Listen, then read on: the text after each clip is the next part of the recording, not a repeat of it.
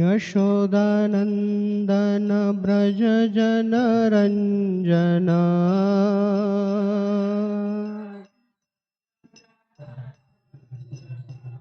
यशोदानन्दन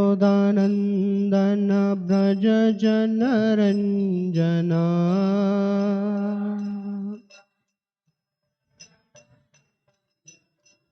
यमुनातिरवनचारी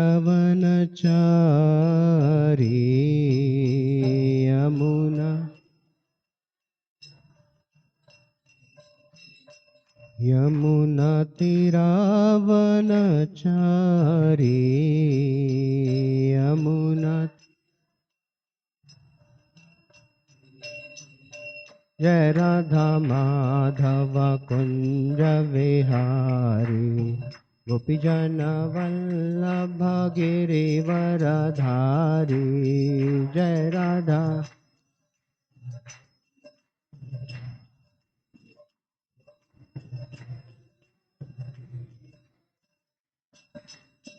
जय राधा माधव कुंज विहारी गोपीजन वल्लभ गिरिवरधारी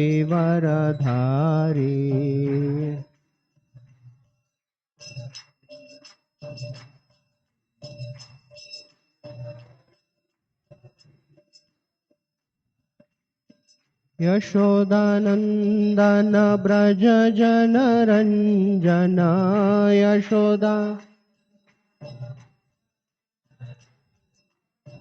यशोदानन्दन व्रज जनरञ्जना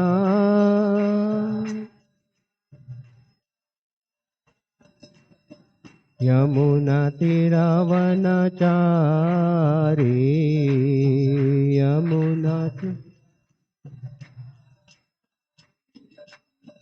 यमुनातिरवनचारी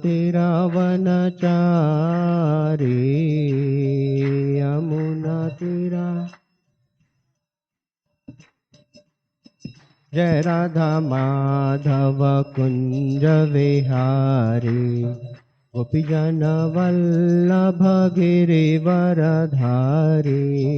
जय राधा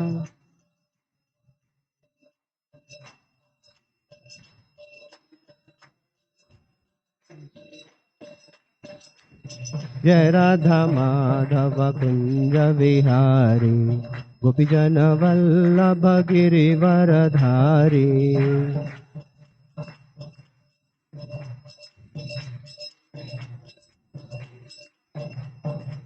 हरे कृष्णा कृष्णा कृष्णा हरे हरे हरे राम राम राम हरे हरे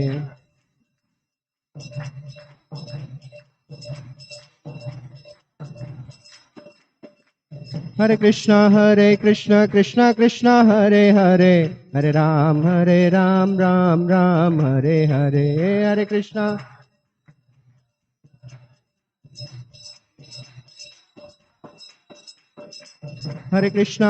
कृष्णा कृष्णा हरे हरे हरे राम राम राम हरे हरे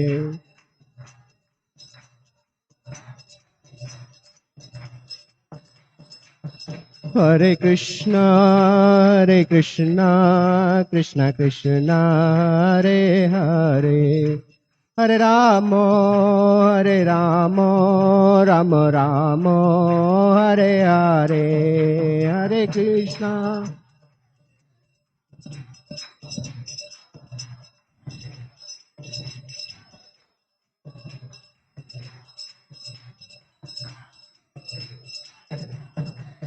जयो राधा गोपीनाथ जयो राधा गोपीनाथ जय राधा गोपीनाथ जयो राधा गोपीनाथ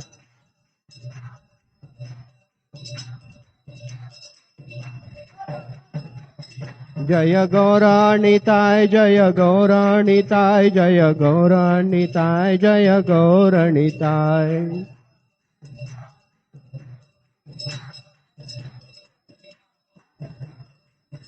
प्रभुपाद प्रभुपाद प्रभुपाद प्रभुपाद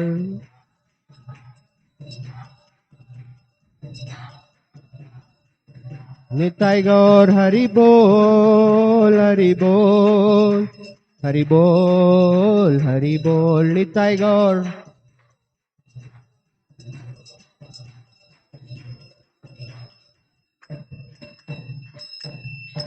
जय हरिनाम संकीर्तन की जय। ओम विष्णुपाद परमहंस परिव्राजकाचार्य अष्टोत्तर श्री डिवाइन ग्रेस शिला भय चरणारविंद भक्ति वेदांत स्वामी शिल प्रभुपाद की अनंत कोटि वैष्णव वृंद की नामाचार्य शिल हरिदास ठाकुर की प्रेम से कहो श्री कृष्ण चैतन्य प्रभु नित्यानंद श्री अद्वैत गदाधर शिवासादि गौर भक्त वृंद की जय। श्री श्री राधा कृष्ण गोप गोपिका श्याम कुंड राधा कुंड श्री गिरि गोवर्धन की ब्रजभूमि श्री वृंदावन धाम की मथुरा द्वारकापुरी धाम की पुरुषोत्तम क्षेत्र श्री जगन्नाथपुरी धाम की नवद्वीप मायापुर धाम की गंगा मैया जमुना मैया की भक्ति देवी श्रीमती तुलसी महारानी की कलियुग पावन हरिनाम संकीर्तन की हरे कृष्ण महामंत्र की जय। ग्रंथराज श्रीमद् भागवतम की जय। निताई गौर प्रेमानंदे।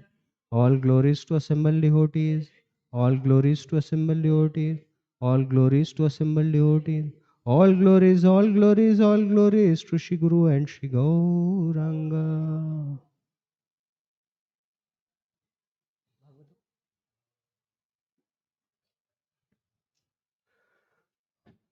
Om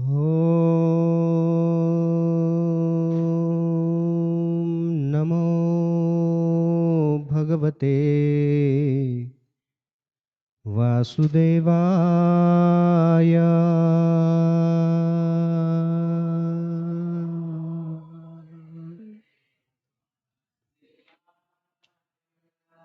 Om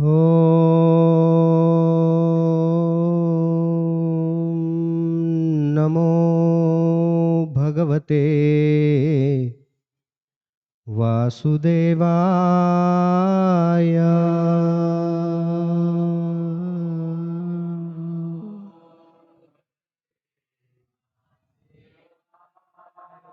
Om Namo Bhagavate Vasudevaya.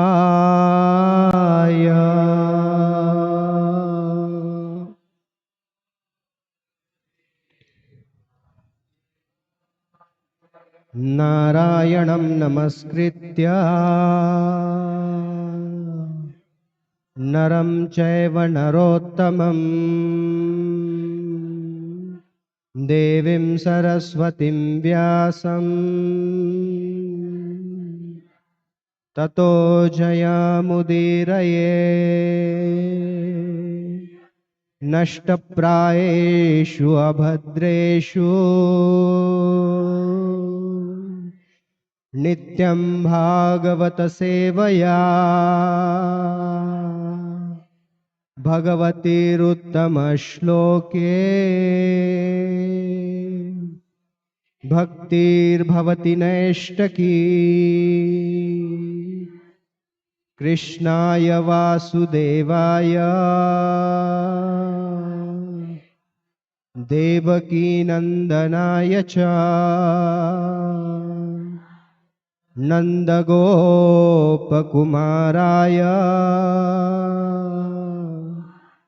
गोविन्दाय नमो नमः।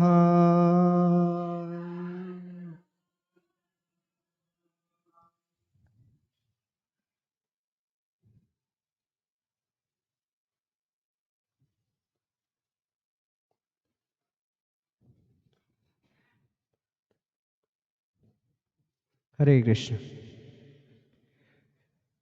श्रीमद् भागवतम स्कंद क्रमांक 1 अध्याय क्रमांक 3 श्लोक क्रमांक 22।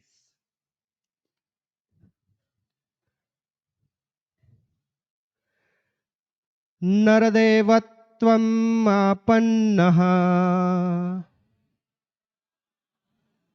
सूरकार्य चिकीर्षया समुद्र निग्रहणादिनी चक्रे वीर्याणि अतः परम् नरदेवत्वम् आपन्नः शूरकार्यचिकीर्षया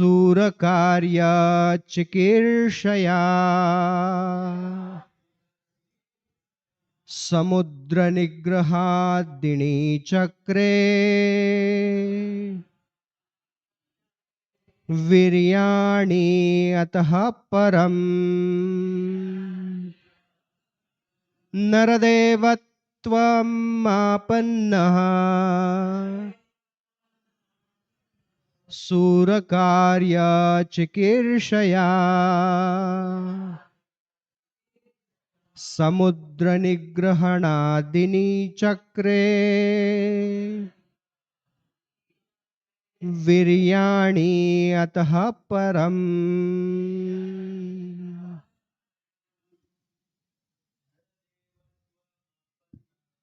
नरदेवत्वम् आपन्ना कार्याचिकीर्षया समुद्रनिग्रहादिनी चक्रे चक्रे निर्याण्यतः परम्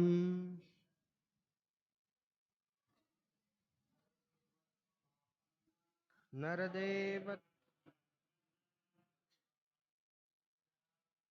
कार्याचिकीर्षया समुद्रनिग्रहणादिनी चक्रे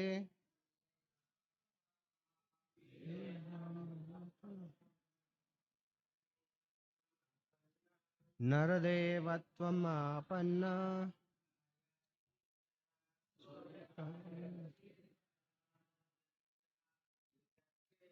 समुद्रनिग्रहणादिनी चक्रे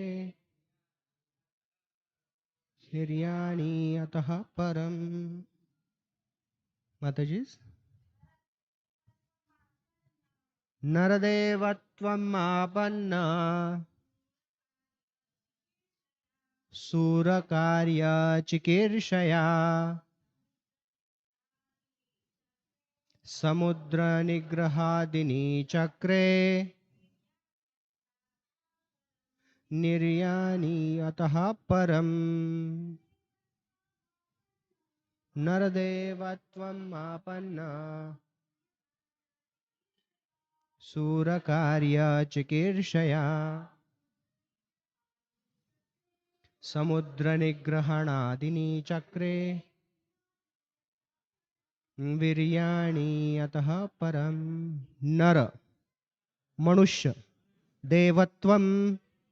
देवत्व आपन्नः का स्वरूप ग्रहण करके सूर देवता कार्य कर्म चिकीर्षया संपन्न करने हेतु समुद्र हिंद महासागर निग्रह आदिनी निग्रह इत्यादि चक्रे किया वीर्याणि अति मानवीय पराक्रम अतः परम तत्पश्चात। अनुवाद एवं तात्पर्य अभय चरणारविंद भक्ति वेदांत स्वामी श्रील प्रभुपाद जी के द्वारा। 18वें अवतार में श्री भगवान राजा राम के रूप में प्रकट हुए।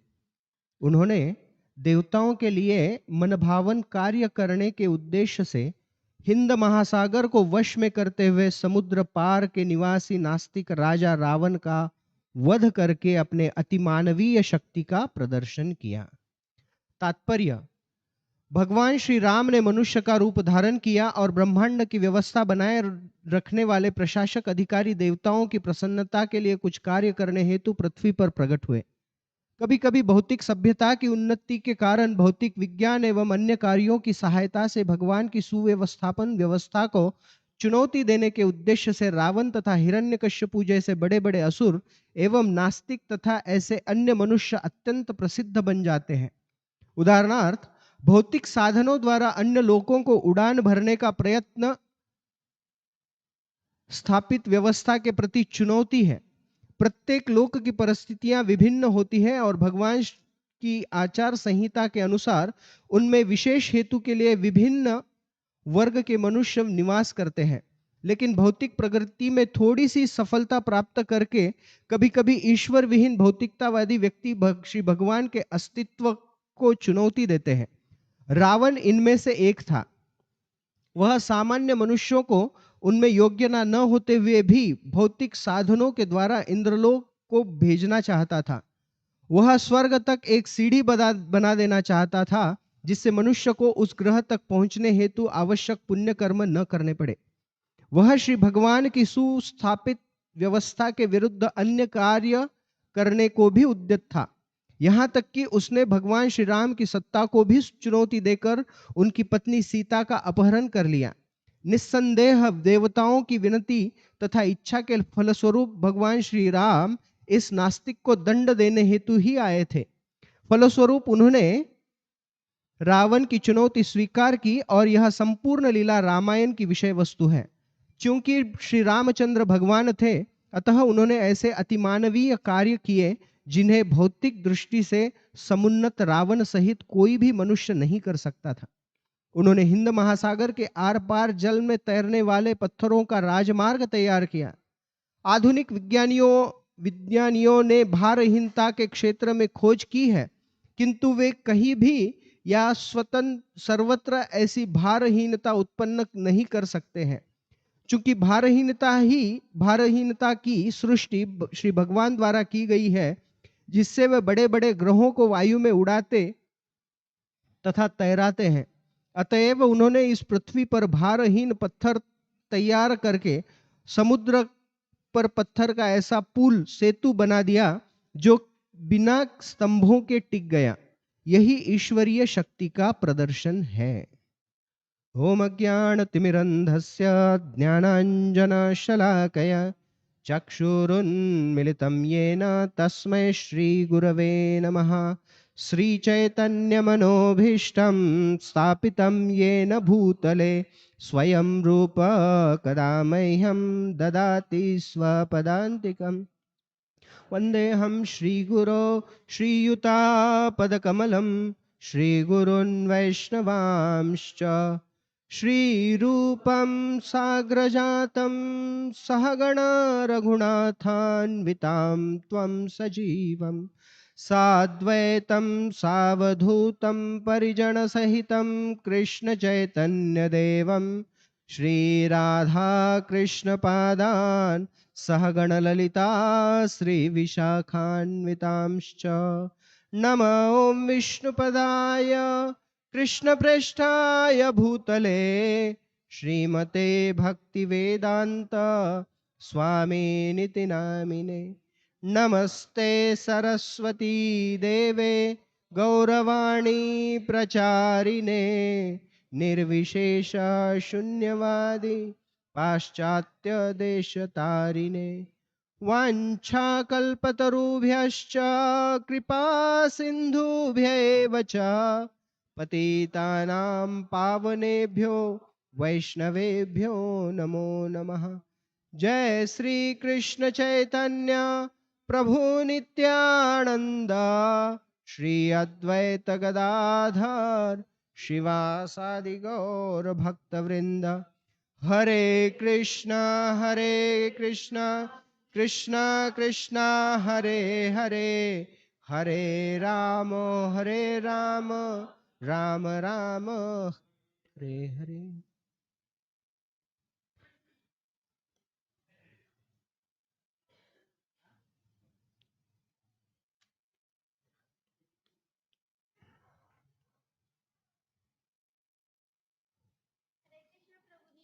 हरे कृष्णा, धन्यवाद। हरे कृष्णा। तो उपस्थित सभी भक्तों का यहाँ पर हम स्वागत करते हैं आज के श्रीमद् भागवतम कथा में।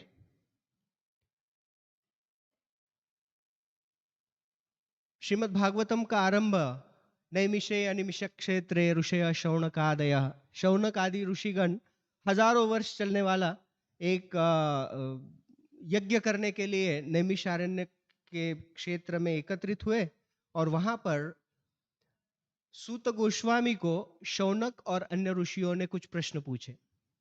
तो उन प्रश्नों में से एक प्रश्न यह था कि भगवान के अलग अलग अवतार किस प्रकार से होते हैं, भगवान अपने आप को विस्तारित कर कर अवतार कार्य किस प्रकार से करते हैं, उसके उत्तर में आज के इस यह जो चैप्टर चल रहा है, यह जो अध्याय चल रहा है, तीसरे अध्याय में भगवान के विभिन्न अवतारों का वर्णन यहाँ पर हो रहा है। तो अभी तक हमने देखा कि भगवान के बहुत सारे अवतारों का वर्णन हुआ है। जैसे श्रीमद् भागवतम शास्त्र आदि समझाते हैं कि भगवान के अलग अलग तरह के अवतार होते हैं। एक भगवान का पुरुष अवतार होता है, एक भगवान का गुण अवतार होता है, भगवान के लीला अवतार होते हैं, भगवान के युग अवतार होते हैं और भगवान के शक्त्यावेश अवतार होते हैं। और इन अवतारों में अलग अलग कार्य पूर्ण करने के लिए भगवान स्वयं अवतरित होते हैं। और कभी कभी प्रश्न पड़ता है कि भगवान कौन है, ये अवतार भगवान क्यों लेते हैं, भगवान कौन है और उनको अवतार लेने की क्या जरूरत है। पिछले सप्ताह में हम किसी से इस अवतारों के, भगवान के एक अवतार के विषय में चर्चा कर रहे थे, तो उन्होंने कहा कि भगवान को अवतार लेने की क्या जरूरत है ना, भगवान चाहे तो कुछ भी कर सकते हैं, उनको खुद आके प्रयास करने की क्या जरूरत है। तो वास्तविक रूप में जरूरत नहीं है, आवश्यकता नहीं है। अगर कोई दुष्ट, जैसे भगवत गीता में भगवान स्वयं समझाते हैं, परित्राणाय साधु नाम विनाशाय च दुष्कृताम, साधुओं का रक्षण करने के लिए और धर्म की स्थापना करने के लिए और दुष्टों का संहार करने के लिए भगवान आते हैं। कभी कभी लोग पूछते हैं कि भगवान दुष्टों का संहार करने के लिए आते हैं ना, विनाशाय च दुष्कृताम, तो अभी कलयुग में इतना दुख है तो भगवान क्यों नहीं आ रहे, है ना। इतना बड़ा कोविड हुआ, 2 साल तक सब मुंह छिपा के बैठे हुए थे, प्रकृति ने ऐसे मुंह छिपाने लगाए हम सबको, सबके मुख पे mask, no mask no entry. तो भगवान क्यों नहीं आए, है ना, सब लोग त्रस्त हो रहे थे, मर रहे थे, तो भगवान अवतरित क्यों नहीं हुए असुरों का नाश करने के लिए। तो आचार्य समझाते हैं कि वास्तविक रूप में कलयुग में असुरों का विनाश करने के लिए भगवान को स्वयं आने की आवश्यकता ही नहीं है, क्योंकि आधे असुर तो डायबिटीज से पीड़ित है, बचे हुए को बीपी हुआ हुआ है ना। तो सारे असुर खुद होकर डॉक्टर की लाइन में लगे हुए हैं, क्यों भगवान आकर अपना सुदर्शन चक्र चलाए। तो भगवान अवतार क्यों लेते हैं। जैसे दो दो सप्ताह पहले जब कन्हैया ठाकुर प्रभु यहाँ थे तो भागवतम में उन्होंने एक उदाहरण बताया था कि पंडित जवाहरलाल नेहरू आगरा के एक पागल खाने गए थे, है ना। तो वहां पर एक पागल से उनका मुलाकात हुआ, सुंदर कथा थी। लेकिन जब कोई हमारे देश का प्रधानमंत्री कभी पागल खाने में, कभी जेल में चला जाता है, तो जेल में जब जाता है तो सारे लोगों को लगता है कि ये भी जेल में गए, जेल में कोई कैदी है, वो सोचेगा कि मैं तो कैदी हूं, ये भी कैदी है। लेकिन नहीं, वो जेलर से चर्चा करते हैं कितने कैदी है, कौन कौन सुधर रहा है, कौन कौन नहीं सुधर रहा है। ऐसे जेल में या फिर पागल खानों में सुधारने वाले लोग ना बहुत अलग अलग तरह के होते। एक बार एक पागल खाने में सभी पागलों का ट्रीटमेंट हुआ और फिर डॉक्टर ने निर्धारित किया कि इनमें से ये जो 40-50 पेशेंट्स है ना, ये ठीक हुए हैं, तो इनको आज घर जाने देते, छोड़ देते। तो बाहर से एक इंस्पेक्शन करने के लिए दूसरे डॉक्टर आए, उस जेल पागल खाने में जो डॉक्टर थे वो दोनों थे, और सारे पागलों का वहां पर टेस्ट चल रहा था। टेस्ट क्या था, ऐसा एक कमरा था, उस कमरे में सिर्फ एक दरवाजा था, उस दरवाजे को लॉक किया और जो डॉक्टर है वो दरवाजे के सामने बैठा हुआ है, दोनों कुर्सी डालकर बैठे हुए, उनके पीछे दरवाजा है, और उन्होंने आगे की एक दीवार पे और एक दरवाजा बना दिया, ड्रॉ किया, उसका पेंटिंग किया, और सबको बोला कि जो जो जिसको लगता है कि मैं अभी ठीक हो गया हूं, मैं पागल नहीं हूं, आप आजाद हो जाइए यहां से। तो पहला जो पागल था वो उठा, भागते हुए गया, वो दरवाजे को उसको टक्कर लगी। क्यों? क्योंकि दीवार था, दरवाजा नहीं था। तो टक्कर लगी और गिर गया। फिर दो वार्ड बॉय थे, उसको लेकर चले गए। फिर दूसरा गया, सारे के सारे कैदी वैसे ही जा रहे, कैदी नहीं सॉरी पागल, जो ट्रीटमेंट ले रहे थे पेशेंट्स, जा रहे, दीवार को धड़क दे रहे और गिर कर रुक रहे। तो फिर जो डॉक्टर थे, अरे कम से कम एक तो ठीक हुआ होगा। तो सब सब पेशेंट्स वहां पे चले गए, लेकिन एक जन नहीं उठा, एक वहीं बैठा था। बोले चलो इज्जत रख ली, कम से कम एक तो है जो ठीक हुआ है।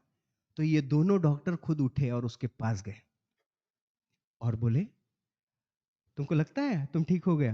मैंने बोला, बिल्कुल, बाकी सब पागल है। बोले वो दरवाजे में सब लोग जा रहे थे, तुम क्यों नहीं गए?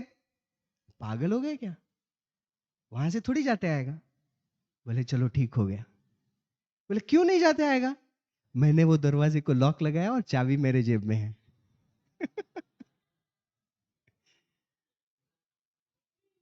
तो इस कलयुग में हमें भी लगता है कि हम ऐसे ही दीवार को सर पटक के चले जाएंगे भगवत धाम, लेकिन नहीं, यह संभव नहीं। तो भगवान क्यों अवतार लेते हैं? तो भगवान इस भौतिक जगत में आते हैं अपने भक्तों के साथ लीलाएं करने के लिए, और साथ ही साथ हमारे लिए एक रास्ता बनाने के लिए कि हम भगवत धाम जा सके। तो वास्तविक रूप में भगवान कौन है? कृष्ण भगवान है। इसी श्रृंखला में ये जो श्लोकों की श्रृंखला चल रही है, भगवान के विभिन्न अवतारों का वर्णन आता है। अगले एक या दो हफ्तों के बाद एक श्लोक आएगा, एते चंस कलो पुंसा कृष्णस्तु भगवान स्वयं, कि भगवान स्वयं भगवान श्री कृष्ण है और बाकी सब उनके अंश है, विस्तार है, अवतार है। भगवान कौन है? अखिल रसामृत मूर्ति प्रश्रिमर रुधि रुचि तारका पाली, कलितो श्यामा ललितो राधा प्रेमाय विधुर जयति। कृष्ण कौन है? अखिल रसामृत मूर्ति। श्रील रूप गोस्वामी लिखते हैं इस श्लोक को सुंदर रूप से, अखिल रसामृत मूर्ति, सभी रसों के सागर है, रसराज श्री कृष्ण है। सभी रसों के सागर एक चंद्रमा की भांति है। अखिल रसामृत मूर्ति प्रश्रिमर रुधि रुचि तारका पाली, फिर पाली, कलितो राधा ललितो, ललिता विशाखा राधा रानी, उनके सारे सौंगड़ी, ये सब उन तारों के भांति है। तो कृष्ण उस चंद्रमा की भांति है और बाकी सारे जो उनके पार्षद हैं, उनकी सखियां हैं, जिनमें श्रीमती राधा रानी सर्वोत्तम है, वो सभी तारों के भांति है ना।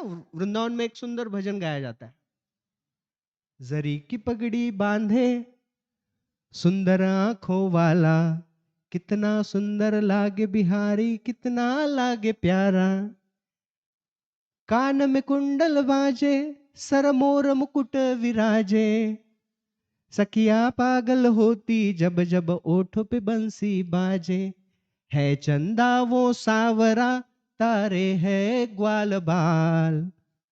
वह Krishna is the moon, Krishna वह चंद्रमा है चंदा ये सावरा तारे है ग्वाल बाला, कितना सुंदर लागे बिहारी, कितना लागे प्यारा। तो कृष्ण वो चंद्रमा है, सारे उनके जो सखागण है वो बाकी सारे तारों के भांति है। और यह सुंदर दृश्य आध्यात्मिक जगत में है। देखिए वहां पर दिख रहे, इधर राधा कृष्ण है केंद्र में, और सारी अष्ट सखिया ललिता विशाखा तुंग विद्या चित्रा रंग देवी सभी वहां पर उपस्थित, और उधर भगवान श्री कृष्ण और बलराम जी है, और उनके इर्द गिर्द सुबल श्रीधामा अर्जुन मधुमंगल आदि सारे गोप बालक है। तो कितना सुंदर यह दृश्य है। यह भगवान श्री कृष्ण आध्यात्मिक जगत में है, लेकिन यहां पर इस भौतिक जगत में जब वो अवतरित होते हैं तो उनका अवतार कार्य भी दिव्य होता है। और भगवान कहां अवतरित होते हैं? आज के इस श्लोक में वर्णन आ रहा है भगवान के एक ऐसे अवतार का जो काफी सबको अच्छा लगता है। कृष्ण कौन है? टेढ़े हैं, किसी का कुछ सुनते नहीं, सब अपने मन की करते हैं। इसलिए शास्त्र भी समझाते हैं, प्रातः द्यूत प्रसंगेन मध्याह्ने स्त्री प्रसंगेन रात्रौ चौर प्रसंगेन कालो गच्छति धीमता। धीमता अर्थात जो बुद्धिमान है, जिसको बुद्धि है, वो अपना दिन का समय कैसे व्यतीत करता है? सुबह बेड टी, फिर दिन भर काम, और शाम में फिर नेटफ्लिक्स, पुष्पा, इस तरह से, है ना। लेकिन धीमता, जिसकी बुद्धि है ना, वो अपना दिनचर्या कैसे व्यतीत करता है? प्रातः द्यूत प्रसंगेन मध्याह्ने स्त्री प्रसंगेन। प्रातः द्यूत प्रसंग, द्यूत मतलब सुबह सुबह उठते ही शुरू सट्टा लगाना ना, ऐसे नहीं। द्यूत प्रसंगेन अर्थात महाभारत की कथा है, जिसमें मुख्यत्वे हस्तिनापुर के राजसभा में हुआ द्यूत प्रसंग भी आता है। और मध्याह्ने स्त्री प्रसंगेन, एक स्त्री को विलन उठा के लेकर गया, है ना, और फिर हीरो ने जाकर उस स्त्री को छुड़ा कर लेकर आए। रामायण। रात्रो चौर प्रसंगेन, और रात में सुंदर सुंदर ऐसे एक बच्चे की लीला है जो चोरी करता है, माखन चोर कृष्ण। तो सुबह महाभारत, फिर रामायण, और रात में कृष्ण लीलाओं को पढ़ना चाहिए। और इन सारी लीलाओं को समझने का तरीका भी अलग अलग है। आचार्य समझाते हैं कि अगर हमें कुछ एनालिसिस करना हो, अगर कुछ एनालिसिस करना है कि क्या सही है क्या गलत है, किस हद तक सही है किस हद तक गलत है, इस तरह से पूरा अगर एनालिसिस, विश्लेषण करना हो, तो महाभारत का विश्लेषण करना चाहिए। पितामह भीष्म, इन्होंने इतनी दृढ़ प्रतिज्ञा की, लेकिन फिर भी उन्होंने कौरवों का साथ क्यों दिया? विश्लेषण हो सकता है। तो महाभारत का विश्लेषण, एनालिसिस होना चाहिए। श्रीमद् भागवतम का एनालिसिस नहीं होना चाहिए।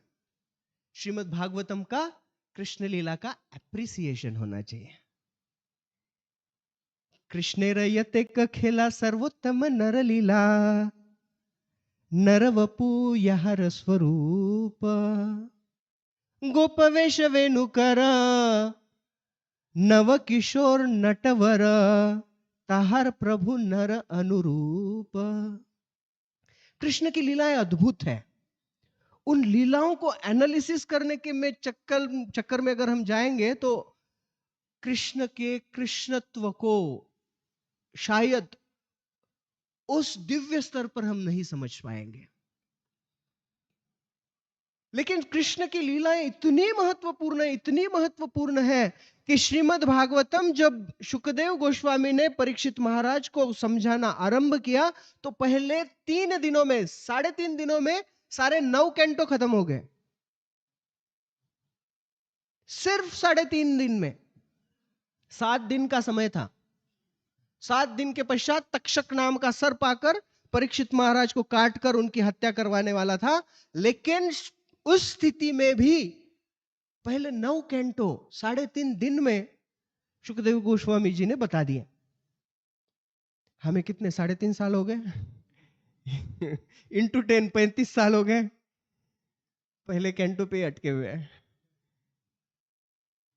और फिर दशम स्कंद, जहां पर भगवान श्री कृष्ण की लीलाओं का विस्तार से वर्णन है, वह 3.5 चौथे दिन से 7वें दिन तक चला। क्योंकि कृष्ण की लीलाएं अद्भुत है, इतना आनंद प्रदान करने वाली है, औषधि है जो हमारे भवताप को दूर कर सकती है। इसीलिए कृष्ण के अनेक अनेक अनेक अवतार है। लेकिन जब वो स्वयं आते हैं ना, कृष्ण रयते क खेला सर्वोत्तम नर लीला, सर्वोत्तम है नर लीला है दोनों, प्रभु रामचंद्र की और स्वयं जब भगवान श्री कृष्ण आते हैं तो ये कृष्ण है। और ये कृष्ण अवतार स्वरूप में जब आते हैं तब सारे अवतारों के द्वारा भी हमको मोहित करते हैं। तो यहां पर कृष्ण जब आते हैं तो बड़े टेढ़े मेढ़े हैं।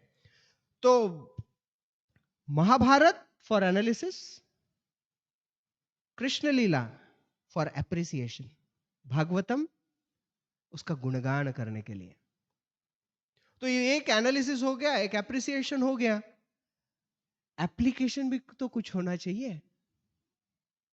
तो एप्लीकेशन के लिए है रामायण। आदर्श पति, आदर्श पुत्र, आदर्श पिता, आदर्श बंधु, आदर्श राजा, आदर्श मित्र कौन है? प्रभु रामचंद्र।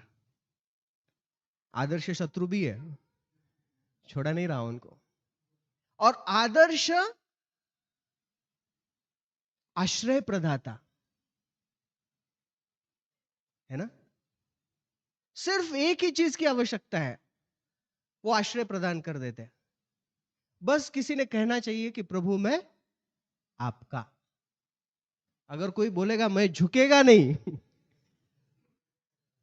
तो प्रभु स्वीकार नहीं करेंगे, है ना। पिछले कुछ महीनों से सारा भारत कह रहा है मैं झुकेगा नहीं, है ना, ऐसा थोड़ा सा उल्टा करके।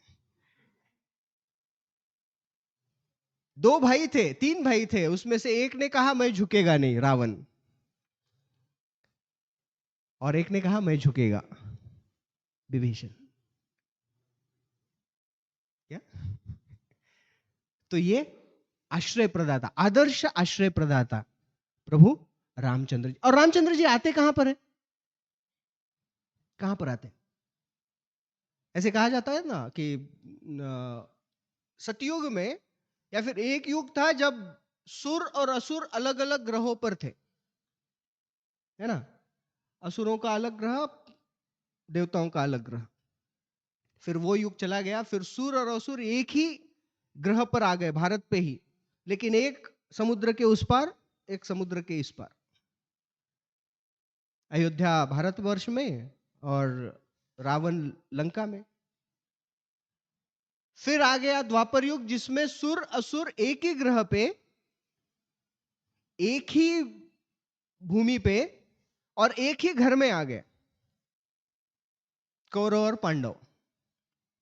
और कलयुग में एक ही ग्रह पे, एक ही भूमि पे, एक ही घर में और एक ही व्यक्ति में आ गए, है ना। हम कभी कभी जब भागवतम आ गए सूर बन गए, हरे कृष्णा प्रभु जी। बाहर निकल के कब असुर बन जाएंगे हमको भी पता नहीं चलता है, राइट। तो प्रभु रामचंद्र जी अवतरित हुए कहां? अयोध्या में। अब अयोध्या, अयोध्या में कहां पर आ गए वो? दशरथ महाराज के पास आ गए। दशरथ अर्थात दशरथ, जो जिन्होंने दशों दिशाओं में विजय प्राप्त की है। मतलब दशरथ महाराज के युद्ध कौशल्य इतना विलक्षण था कि अगर वो युद्ध कर रहे हैं ना तो दसों दिशाओं में जो शत्रु है उनके साथ युद्ध कर सकते थे। 10 दिशाएं अर्थात पूरब, पश्चिम, उत्तर, दक्षिण, फिर अग्नेय, वायव्य, ईशान्य और नैऋत्य। 8 हो गए। ऊपर नीचे, है ना, ऊपर से भी किसी ने मारा तो उसको भी मार देंगे। तो दसों दिशाओं में जो युद्ध कर सकते हैं, दसों दिशाओं पे जिनका युद्ध कौशल्य की ख्याति है, वो दशरथ। और दशरथ का एक और अर्थ है, वो है दसों इंद्रियों पे जिन्होंने विजय प्राप्त की है। 5 ज्ञानेंद्रिय, 5 कर्मेंद्रिय, दसों इंद्रियों पर जिन्होंने विजय प्राप्त की, वो दशरथ, उनके पास कृष्ण भगवान अवतरित होते हैं। तो अगर हम भक्ति करने का प्रयास करते हैं और अपने समस्त इंद्रियों को नियंत्रित करने का प्रयास करते हैं, तब हो सकता है कि भगवान सोचे चलो इसके हृदय में अवतरण लेते हैं। और केवल दशरथ से भगवान अवतरित होंगे नहीं, कौशल्य चाहिए। भक्ति कार्य में, भक्ति कार्यों को कुशलता पूर्वक करने का कौशल्य चाहिए। वह प्रतिपादित करती है कौशल्या। कुशलता पूर्वक, है ना। प्रेम, प्रेम मतलब कुशलता। Love means details. और जहां प्रेम नहीं है वहां पर सब ग्रॉस होता है, डिटेल्स नहीं होते, है ना। कि अभी देखिए प्रभुपाद जी के गले में हार है, और ऐसे ही सारे इस्कॉन के मंदिरों में भगवान के श्री विग्रहों को मालाएं अर्पित की जाती हैं। पता है मालाएं जब बनाते हैं इतनी कुशलता पूर्वक बनाई जाती हैं कि अगर हम देखेंगे ना, यहाँ श्री श्री राधा गोपीनाथ जी के गोपीनाथ जी के गले में जो माला है, पीले रंग के कुछ फूल है, फिर हरा रंग है, फिर लाल रंग का फूल, और फिर हरे रंग के। अगर आप काउंट करेंगे ना तो वो पीले रंग के फूलों की कितनी पंखुड़ियां एक गुच्छे में है, वो सारे इसमें उतनी ही होगी। तो जब हम भगवान से प्रेम करेंगे ना, तब इस प्रकार से विद डिटेल्स हम सेवा करने का प्रयास करेंगे। Love means detail. प्रेम मतलब सबसे छोटी से छोटी चीजों का ध्यान रखा जाता है। कुशलता पूर्वक की गई सेवा और इंद्रियों पर विजय प्राप्त करने के लिए की गई चेष्टा, ये आधार है भगवान के अवतरण के। इसीलिए दशरथ और कौशल्या के यहां प्रभु रामचंद्र जी अवतरित हुए। यह है भगवान श्री राम। भगवान श्री राम का गुणगान यहां पर श्रील प्रभुपाद जी आज के श्लोक के तात्पर्य में भी कर रहे हैं। और वाल्मीकि रामायण में एक बहुत सुंदर आरंभ में ही एक श्लोक आता है, बड़ा ही सुंदर श्लोक है, प्रभु रामचंद्र जी के महात्म्य को वर्णन करने वाला। प्रभु रामचंद्र जी के व्यक्तित्व को, उनके भगवत्व को, उनके स्वामित्व को स्वीकार करने के लिए हमें प्रेरणा देने वाला। श्री राम शरणम समस्त जगताम रामं विना का गतिः रामेण प्रतिहन्यते कलिमलं रामाय कार्यं नमः। रामः प्रस्यत्ति कालभीमभुजगो रामस्य सर्वं वशे रामे भक्ति अखंडिता भवतु मे रामत्वमेवाश्रयः।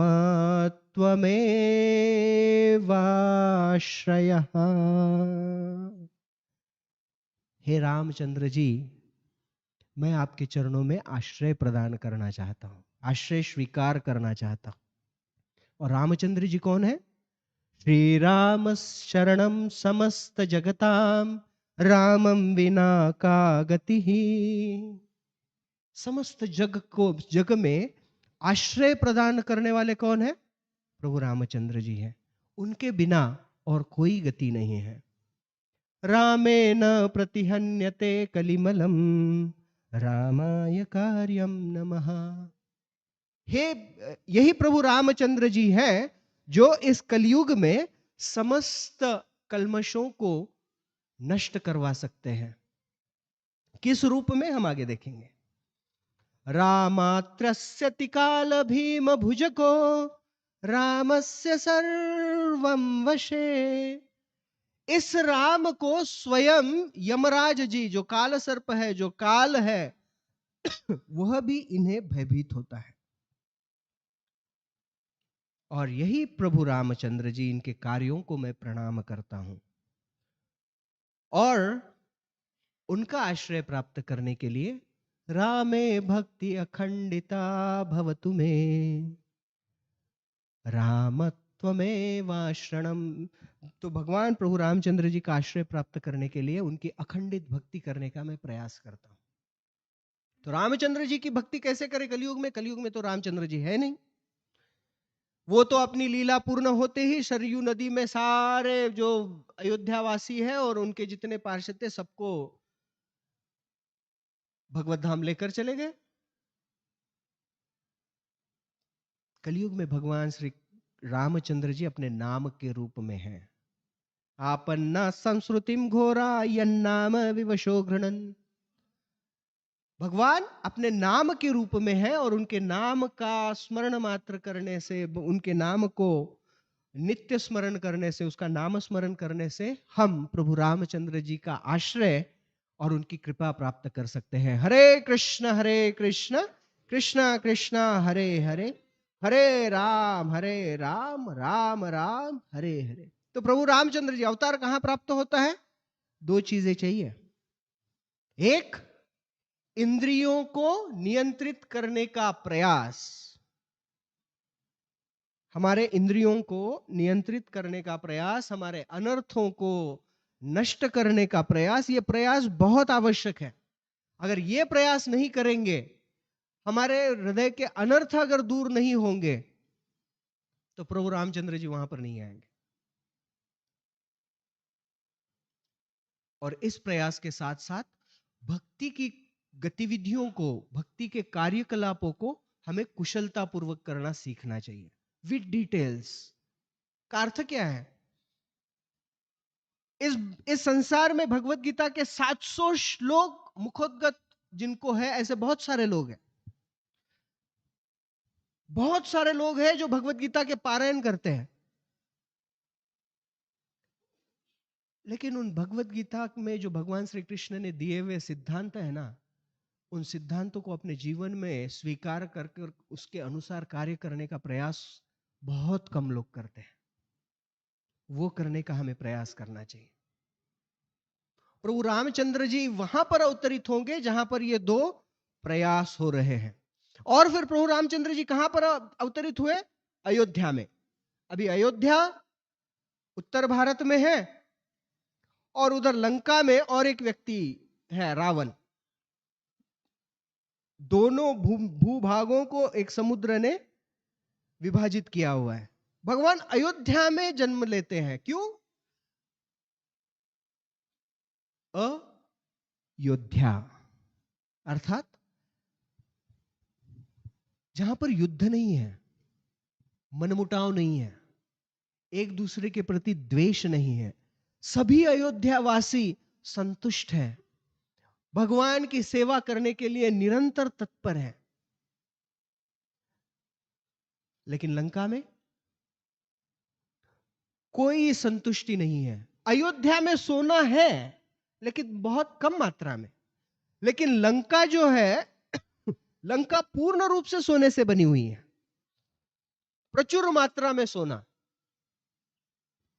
कौन जाएगा मैती प्रभु के पास या अवजित प्रभु के पास? लंका में कोई जाएगा? नहीं जाएगा। क्यों? सोना ही चाहिए तो दीवार को थोड़ा सा घिस लो, निकल जाएगा। कितना किलो सोना होगा वहां पर?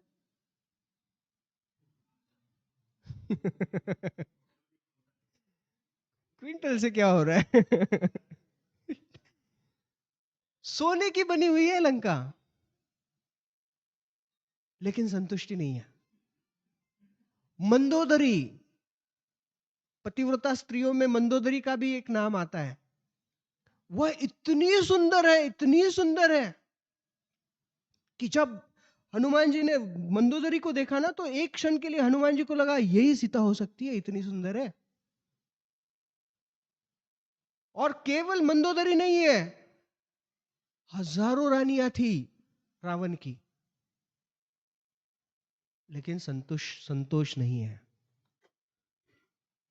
अयोध्या है, अयोध्या में हर जीव को महत्व है, हर जीव का सम्मान है। इतना ही नहीं, निर्जीव वस्तुओं का भी सम्मान है। जिन वस्तुओं में प्राण नहीं है ऐसी वस्तुओं का भी सम्मान है। जैसे प्रभु रामचंद्र जी जब वनवास को निकले ना, तो उन्होंने किसी से बात की। किससे बात की पता है? अयोध्या से, अयोध्या की भूमि से। रामचंद्र जी ने कहा, I will miss you a lot. हे अयोध्या, मुझे तुम्हारी बहुत याद आएगी, मैं तुम्हें बहुत मिस करूंगा। अयोध्या ने प्रभु रामचंद्र जी से वार्तालाप किया। उन्होंने कहा कि प्रभु मैं चलती हूं ना आपके साथ, जहां आप वहां अयोध्या। प्रभु रामचंद्र जी ने कहा नहीं, यहां पर इतना विशाल जन समुदाय है, इतने लोग हैं, अयोध्या वासी हैं, उन्हें आधार देना। तो एक वस्तु है ना, एक वस्तु के साथ भी इतना प्रेम से आदान प्रदान हो रहा है, वो अयोध्या है। और जहां पर व्यक्तित्व को, व्यक्तियों को भी अपने स्वार्थ के लिए उपयोग किया जा रहा है, वो लंका है। सुबाहु मारीच, मुझे सीता चाहिए ना, मारीच तुम मेरे लिए काम करो। राधानाथ स्वामी महाराज एक बहुत सुंदर वाक्य कहते हैं। वो कहते हैं, things should be used and people should be loved. व्यक्तियों से प्रेम करना चाहिए और वस्तुओं का उपयोग करना चाहिए। यह अयोध्या की भावना है। और लंका की भावना क्या है? वस्तुओं से प्रेम करो, सोने का महल, और व्यक्तियों का उपयोग करो। दुर्दैव से इस संसार में भी इसी प्रकार से होता है। व्यक्तियों का उपयोग किया जाता है, वस्तुओं से प्रेम किया जाता है। ड्राइवर को धुतकार दिया जाता है, गाड़ी को चकाचक रखा जाता है। ये लंका की भावना है। ह्यूमन रिसोर्स, यचार, यचार इज गुड, लेकिन इस संसार में अधिकतर यचार, it is a resource. Human is a resource. जैसे electricity is the resource, as money is the resource, as land is the resource, similarly humans are considered as a resource. निश्चित रूप से रिसोर्स है, लेकिन उसे व्यक्तियों की तरह, चीजों की तरह उपयोग नहीं किया जाना चाहिए।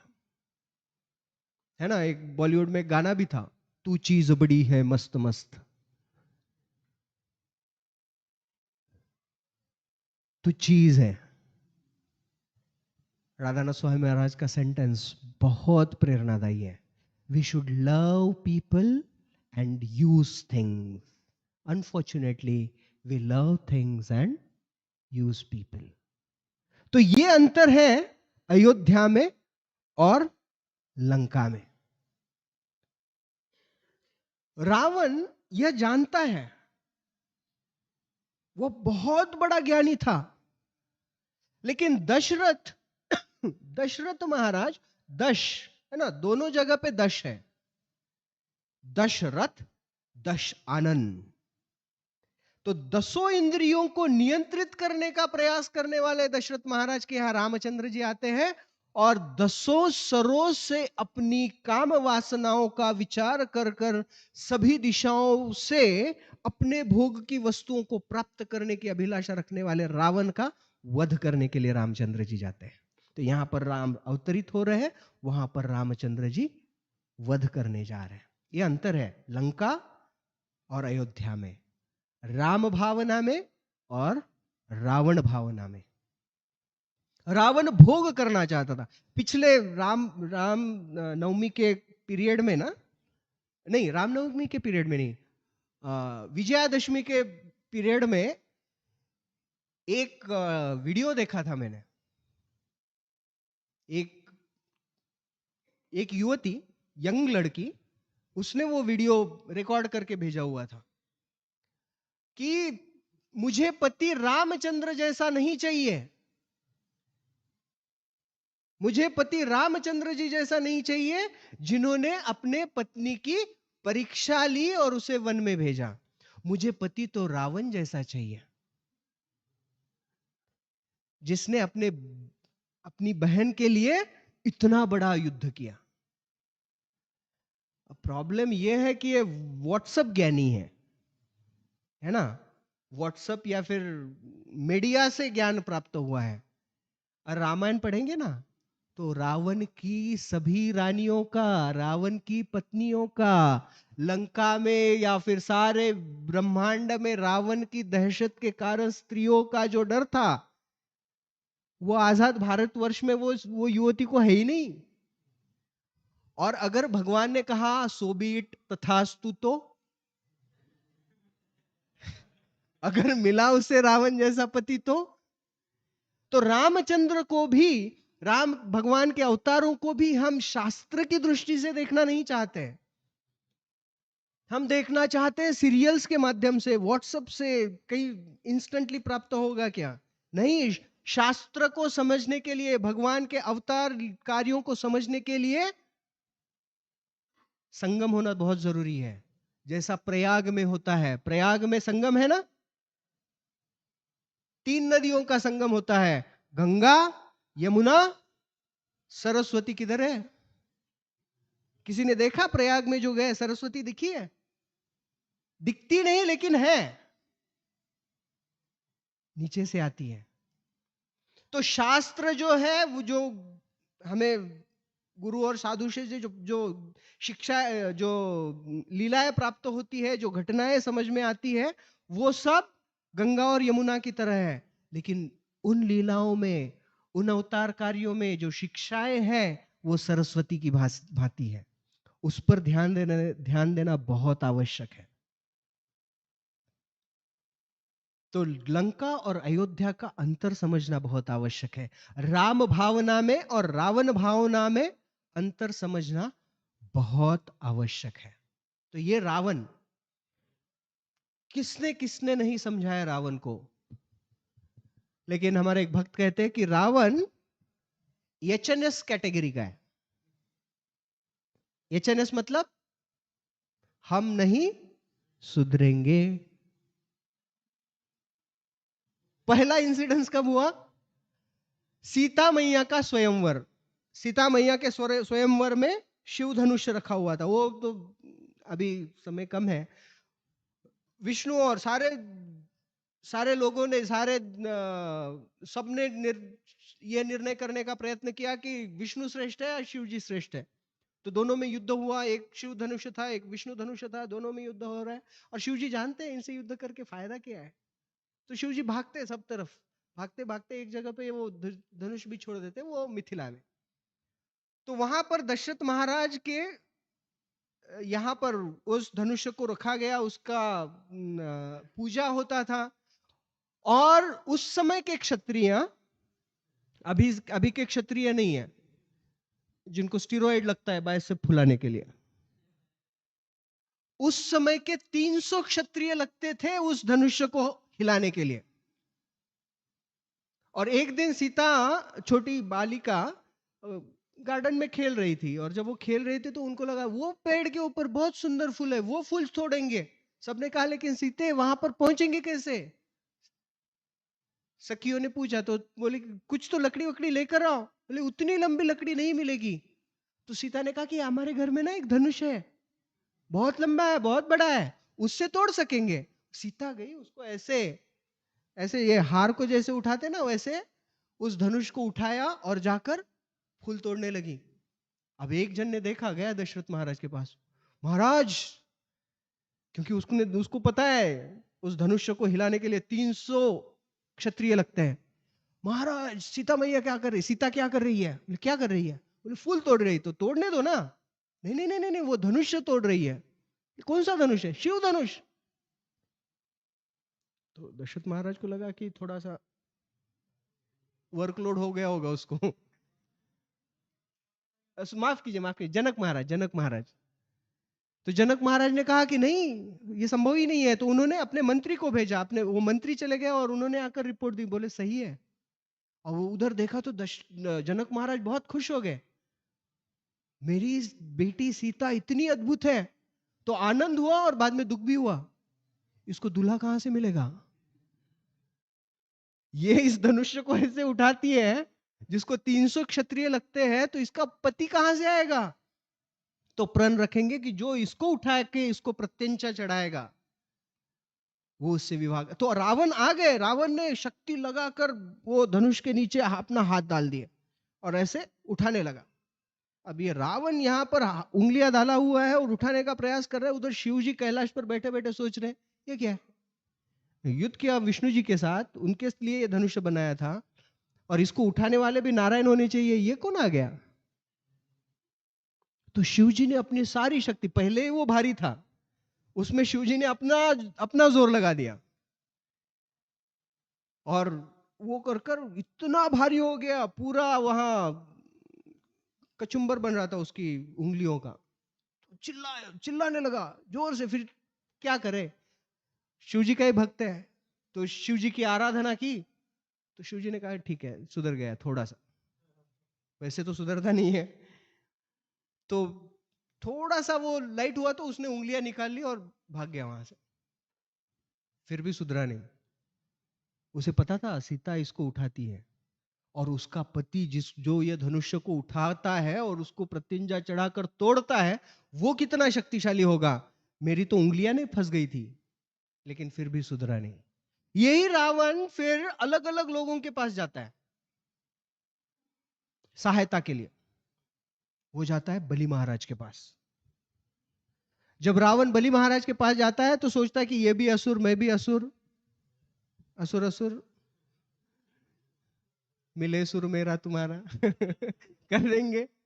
तो बलि महाराज के पास गए और कहा मेरी मदद करो। बोले क्या मदद चाहिए? बोले बंदरों से तंग आ गया हूं। बोले क्यों? बोले 3 बंदर आए थे।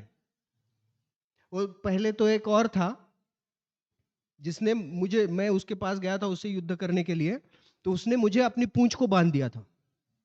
बाली के पास जब रावण गया था तो बाली ने रावण को अपनी पूंछ में बांधा और घुमा घुमा के समुद्र के नीचे चले गए और समुद्र के नीचे जाकर गायत्री करने लगे बाली। और ये पूंछ को लंकाधीश दशानन रावण पूंछ में बंधा हुआ। तो वो तो अलग स्टोरी है, लेकिन 3 बंदर आए हुए हैं और मेरा अपमान करके चले गए। पहला आया, मेरी लंका को ही आग लगा दी। हनुमान जी आए और लंका को जलाकर चले गए। दूसरा बंदर आया, वो थोड़े से गुप्त रूप में आए थे, सुग्रीव जी। तो रावण एक बार कुछ श्रृंगार कर रहा था, मतलब ऐसे, कितना टाइम लगता होगा ना, है ना। अभी हम सुबह सुबह भागवतम को आते हैं, बाल बाल ठीक करते, 10 सर के बाल ठीक करने हैं। तो रावण श्रृंगार कर रहा था, ऐसे बाल जमा रहा था, उसको थोड़ा गीला गीला लगा, तो क्या ऊपर देखा तो सुग्रीव सुग्रीव थूक रहे थे उसके ऊपर। तो रावण ने सोचा कि ये मेरा अपमान कर रहा है, तो रावण रावण सुग्रीव के पीछे भागे और भागने में ना सुग्रीव को कोई नहीं पकड़ सकता। जब किष्किंधा से लंका की ओर प्रभु रामचंद्र जी सेना लेकर जा रहे थे ना, तो सुग्रीव बता रहे, सुग्रीव ने 4 सीता मैया को ढूंढने के लिए 4 दिशाओं में अपनी सेना भेजी, है ना। दक्षिण में हनुमान, जामवंत, अंगद, इन सबको सेना के साथ भेजा। फिर उत्तर में कुछ वानरों को भेजा, पूर्व में भेजा, पश्चिम में भेजा। तो सब डिटेल से बता रहे कि आप आगे जाओगे ना तो आपको 500 मील के आगे एक पर्वत लगेगा, उसके आगे ये। रामचंद्र जी सोच रहे इसको इतना डिटेल कैसे पता, नेशनल जियोग्राफिक चैनल। तो रामचंद्र जी ने पूछा इतना कैसे जानते हो? बोले बाली मुझे मारने के लिए आ रहा था, तब उसने इतना दौड़ाया, सारा भूमि देख लिया।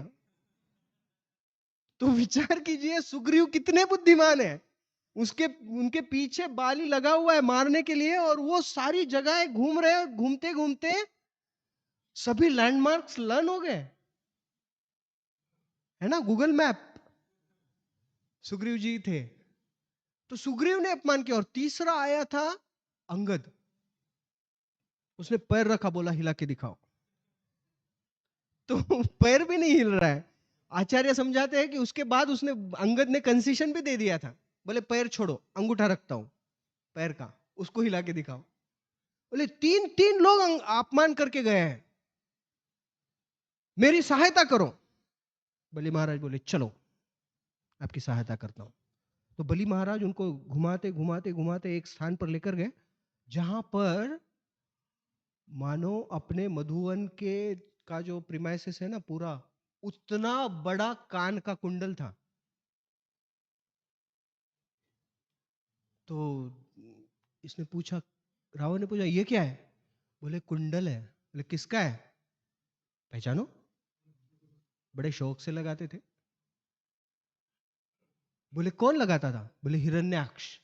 जब वराहदेव मारने आए ना, तब हिरण्याक्ष के कर्ण का कुंडल वो गिरा हुआ है, और वो जो वराहदेव है ना वही रामचंद्र जी है। सुधर जाओ, हम नहीं सुधरेंगे। बोले मदद करो, सहायता करो। सहायता सच में चाहिए? बोले हाँ, मेरी बात मानो। बोले क्या? सीता मैया को छोड़ दो। नहीं, हम नहीं, हम नहीं सुधरेंगे।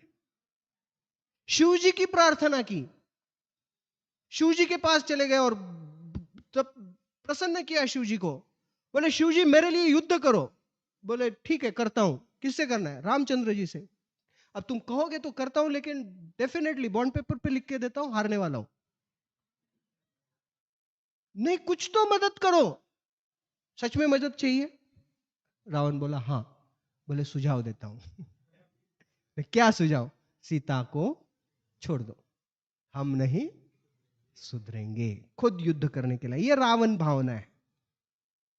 तो वास्तविक रूप में हमारी भक्ति रावण भावना से लेकर राम भावना, कृष्ण भावना तक आना, यह सारा प्रयास है इतना सब कुछ करने का, है ना? जब क्यों करते हैं?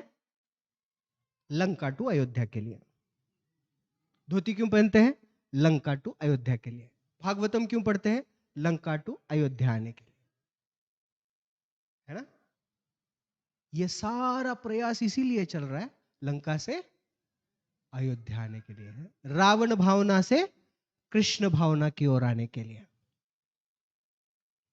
तो अगले महीने में राम जी अवतरित होने वाले हैं हमारे इस भागवतम में। आज ही अवतरित हुए ये श्लोक में। तो राम कथा अनंत, वो कभी पूर्ण नहीं होगी, लेकिन हमारा भागवतम तो पूर्ण करना होगा ना। तो रामचंद्र जी की अन्य लीलाओं को संक्षेप में देखेंगे। एक ही महत्वपूर्ण शिक्षा हम वहां से प्राप्त करने का प्रयास करेंगे। और एक 10 मिनट, ओके। तो दो जनों का बहुत बड़ा योगदान रहा। एक है हनुमान जी और एक है लक्ष्मण।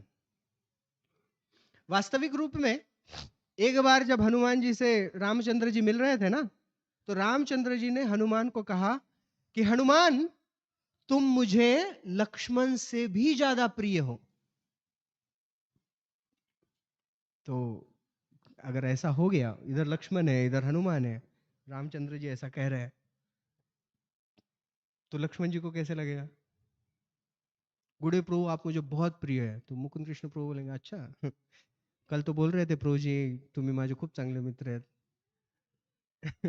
है ना, ऐसे लगता है ना। तो हनुमान जी ने कहा, फिर ये दोनों का संभाषण देखिए। हनुमान जी कहते हैं सच में प्रभु, आपने जो कहा वो सही है, मैं आपको लक्ष्मण से भी ज्यादा प्रिय हूं, ऐसा आपने कहा।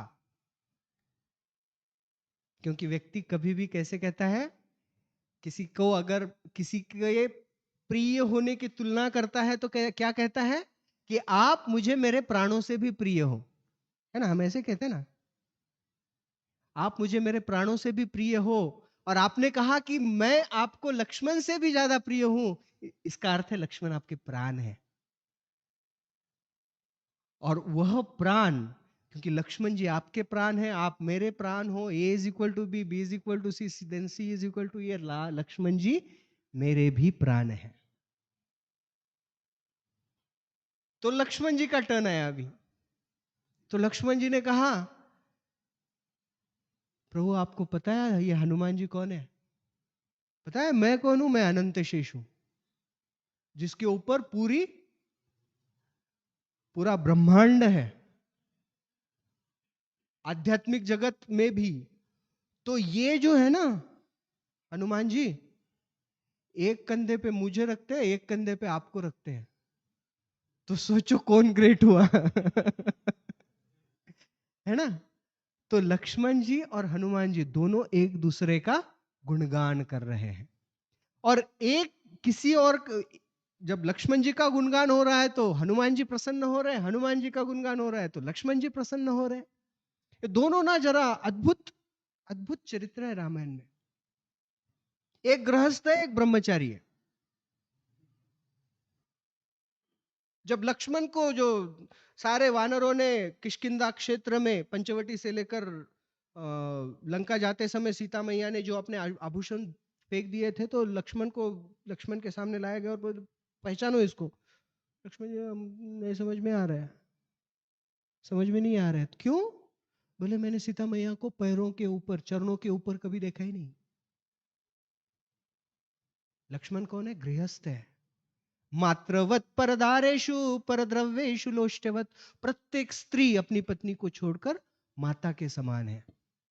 तो यह गृहस्थ है और सीता मैया को चरणों के ऊपर देखा नहीं।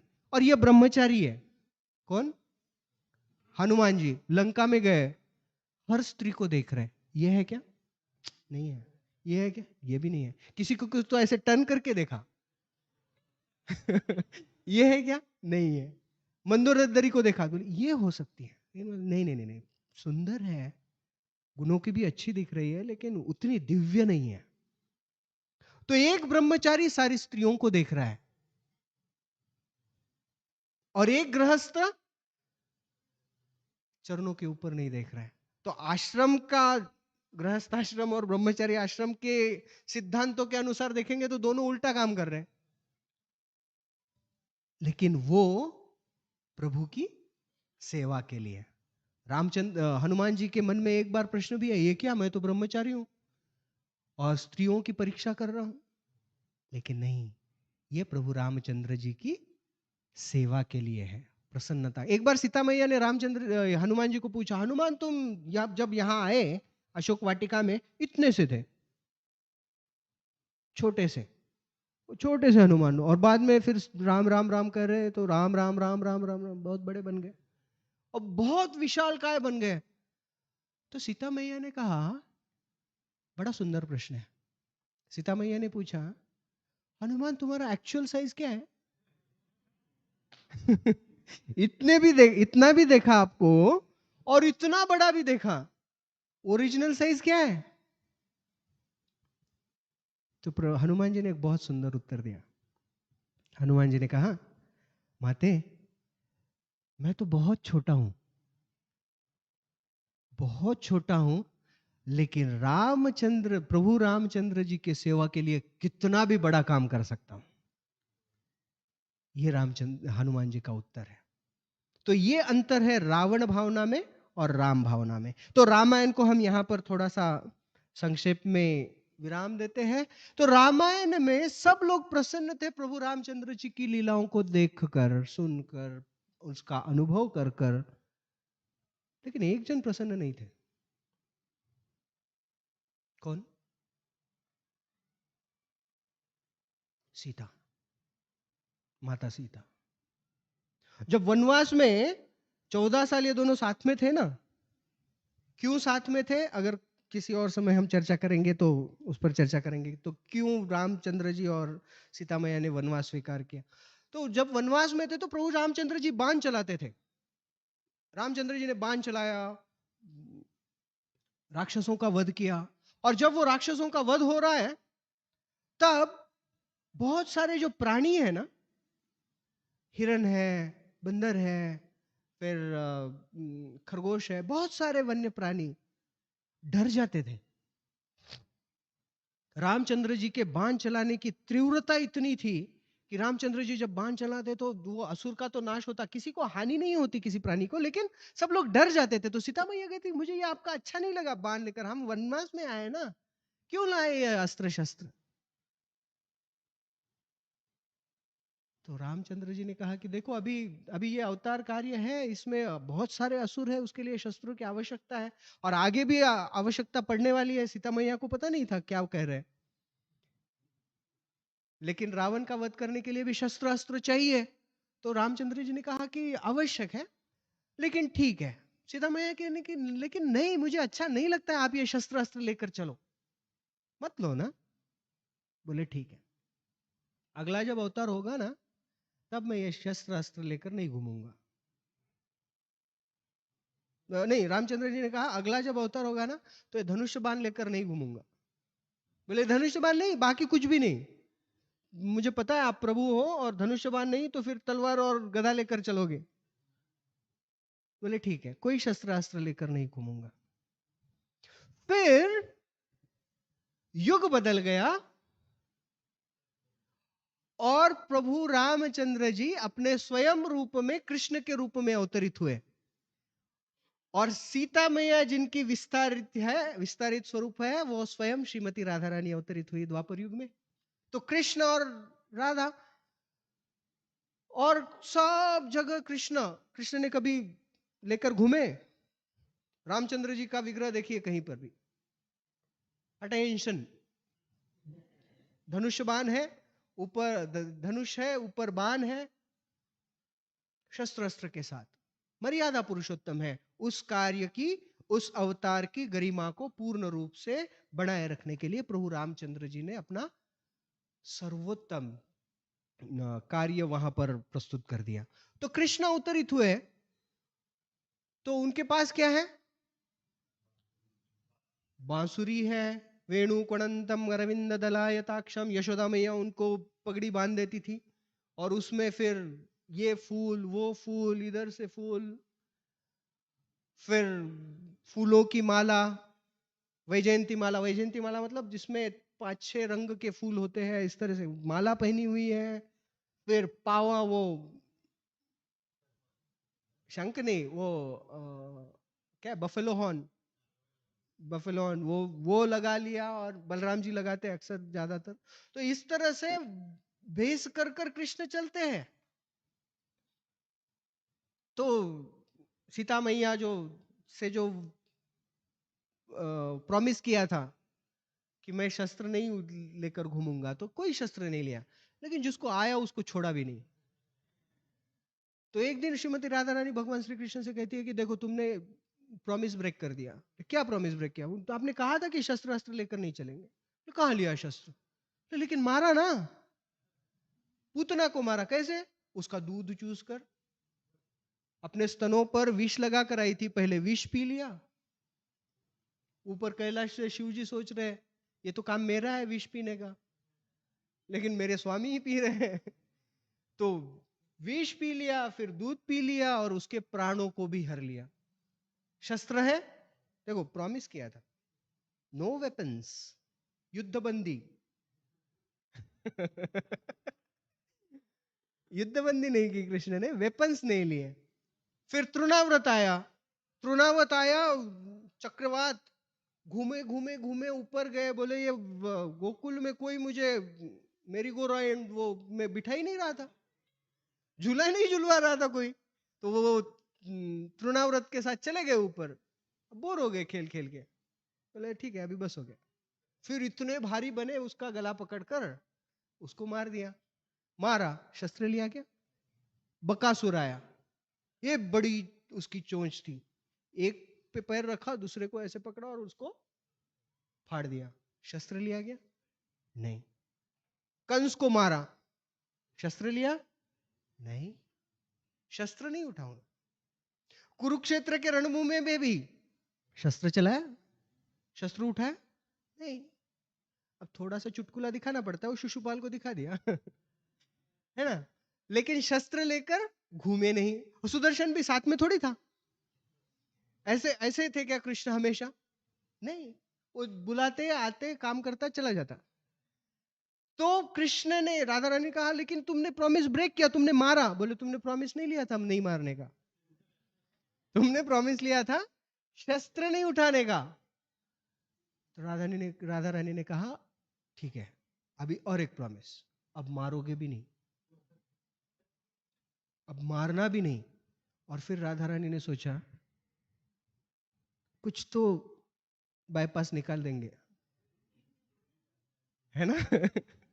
बोले वचन तो पालन करेंगे लेकिन कुछ तो ऐसा साइड ट्रैक निकाल के जो करना है वही करेंगे।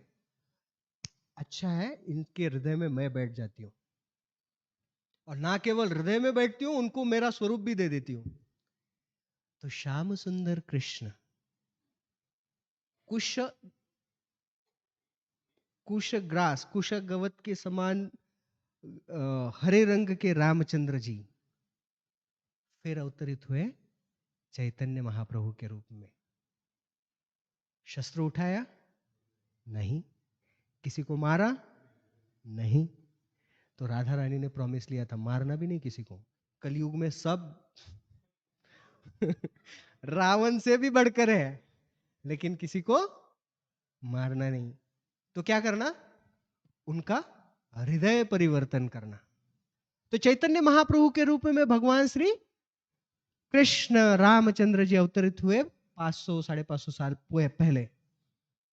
और अभी उनका ही आविर्भाव दिन 18 तारीख को गौर पूर्णिमा के रूप में एक पर्व, एक उत्सव के रूप में हमारे सामने आ रहा है। चैतन्य महाप्रभु अवतरित हुए। तो चैतन्य महाप्रभु जब भारत वर्ष की यात्रा कर रहे थे, तब एक स्थान पर चले गए जहां पर रामदास विप्र नाम के एक ब्राह्मण थे। उस रामदास विप्र के पास जब प्रभु रामचंद्र जी गए, तो उन्होंने चैतन्य महाप्रभु, क्योंकि सन्यासी है, उनके रूप को देखकर उन्हें उनकी तरफ आकर्षित हुआ और उनको अपने घर पर बुलाया। और जब वो अपने घर पर गए तो उन्होंने कहा कि प्रभु आप दोपहर में हमारे यहाँ प्रसाद प्राप्त कर लीजिए। तो चैतन्य महाप्रभु ने कहा कि ठीक है प्रसाद प्राप्त करते हैं। तो महाप्रभु वहां से निकले, नदी पर गए स्नान करने के लिए, स्नान कर कर आ गए। दोपहर हो गया और ये रामदास विप्र जी ने कुछ बनाया नहीं। बोले प्रसाद? तो उन्होंने कहा कि लक्ष्मण जी आ रहे हैं, लक्ष्मण जी आ रहे, कुछ धान लेकर आएंगे, कुछ फल लेकर आएंगे, कुछ सब्जी लेकर आएंगे, तब जाके होगा ना। अब क्योंकि रामचंद्र जी और लक्ष्मण जी वनवास में है। तो चैतन्य महाप्रभु को उनकी वो तीव्रता, प्रभु रामचंद्र जी के प्रति उनका समर्पण, प्रभु रामचंद्र जी की लीलाओं में उनकी आस्था, प्रभु रामचंद्र की लीलाओं में प्राप्त होने वाला आनंद उनका देखकर प्रभु रामचंद्र जी बहुत जो चैतन्य महाप्रभु के रूप में है वो बहुत प्रसन्न हो गए। फिर चैतन्य महाप्रभु ने कहा कि ठीक है, लेकिन फिर भी महाप्रभु की सेवा के लिए उन्होंने फिर अन्न बनाया। और बनाने के पश्चात दोपहर में 3 बजे के आसपास, 3 बजे के बाद जब मध्याह्न टल गया था, उन्होंने चैतन्य महाप्रभु को खिलाया। जब चैतन्य महाप्रभु को खिलाया तो चैतन्य महाप्रभु ने कहा कि आप भी? बोले मैं नहीं खाऊंगा। बोले क्यों? बोले रावण जो सीता मैया को हर कर लेकर जाता है, उस लीला को सुनकर मुझे भूख प्यास कुछ भी नहीं लगती है। ये हुआ कैसे कि एक इतना अत्याचारी रावण सीता मैया को स्पर्श कर सका? तब प्रभु रामचंद्र जी ने, जो चैतन्य महाप्रभु के रूप में अवतरित है, चैतन्य महाप्रभु ने कहा कि देखो, जो रावण लेकर गया ना, वो सीता का भ्रामक स्वरूप था। वास्तविक रूप में वो जो लक्ष्मण रेखा के पास में जो अग्नि थी, तो अग्निदेव ने सीता को अपने पास रखा और सीता का भ्रामक स्वरूप रावण लेकर गया। सीता मैया जो राम की अर्धांगिनी है, उनको कोई स्पर्श भी नहीं कर सकता। तो यह सुनकर वो बड़ा प्रसन्न हुआ और चैतन्य महाप्रभु जा रहे हैं। लेकिन चैतन्य महाप्रभु हमें भक्ति सिखाने के लिए आए हैं, भाव सिखाने के लिए। आंखों से आंसू आ रहे, आ रहे, आ रहे, आ रहे, आ रहे। और हम कृष्ण की ओर आकर्षित हो रहे हैं। नहीं, सिद्धांत श्रील प्रभुपाद जी कहते हैं। एक बार एक भक्त प्रभुपाद जी के पास आया और बोला कि प्रभुपाद जी, जब मैं जपा करता हूं ना तो मुझे राधा कृष्ण दिखते हैं। तो प्रभुपाद जी ने कहा, अच्छे से जप करो, चले जाएंगे। क्योंकि भक्ति को इतनी सहजता से नहीं लेना चाहिए कि वो उनको कुछ काम नहीं, मैं जब बैठता हूं तो मेरे सामने आकर नृत्य करते हैं। नहीं, नाम रूप में नृत्य करते हैं जिह्वा के ऊपर। तो चैतन्य महाप्रभु सिद्धांत भी प्रस्तावित करना चाहते, तो चैतन्य महाप्रभु फिर अपनी यात्रा जारी रखे तो एक स्थान पर चैतन्य महाप्रभु को कूर्म पुराण प्राप्त हुआ। तो उस कूर्म पुराण में जब चैतन्य महाप्रभु ने पढ़ा तो ये वर्णन आता है कि कैसे जब रावण सीता को हर कर लेकर जा रहा था तो सीता को अग्निदेव ने अपने पास रखा और एक ब्राह्मक सीता रावण के साथ चली गई। इसलिए जब ये आंतरिक कारण है, जब सीता मैया को रावण लेकर चला गया, युद्ध हो गया, रावण का वध हो गया, रावण का वध होने के बाद रामचंद्र जी सीता को स्वीकार करने आए, तब सीता की अग्नि परीक्षा हुई। तो उस अग्नि परीक्षा में ओरिजिनल सीता अग्निदेव ने बाहर प्रदान की। तो यह भगवान की कृपा हमें प्रदान करने के लिए स्वयं भगवान चैतन्य महाप्रभु के लिए के रूप में अवतरित हुए हैं। हम बड़े भाग्यशाली हैं, क्योंकि चैतन्य महाप्रभु का अवतरण, भगवान श्री कृष्ण का एक भक्त के रूप में अवतरण सिर्फ 500 वर्ष पूर्व हुआ, और वो चैतन्य महाप्रभु हमें एक सबसे आसान तरीका प्रदान कर कर चले गए। वह तरीका जिसको स्वीकार करने मात्र से हम हमारे जीवन को सफल बना सकते हैं, वह है हरे कृष्ण महामंत्र का नाम स्मरण। हरे कृष्ण कृष्ण कृष्ण हरे हरे, हरे राम राम राम हरे हरे। सियावर रामचंद्र की, कलयुग अवतार श्री चैतन्य महाप्रभु की जय। निताय गौर प्रेमानंदे। तो यह है प्रभु रामचंद्र जी की लीलाएं जो इस अवतरण में श्रील प्रभुपाद जी वर्णित करते हैं। और श्रील प्रभुपाद जी एक सुंदर रूप से वर्णन करते हैं कि किस प्रकार से समुद्र के प्रति भी प्रभु रामचंद्र जी ने क्रोध प्रदीप किया था। इस तात्पर्य में उसका भी उल्लेख श्रील प्रभुपाद जी करते हैं। जय श्रील प्रभुपाद की जय। अगर किसी का कोई प्रश्न है तो अलाउड है क्या टाइम है?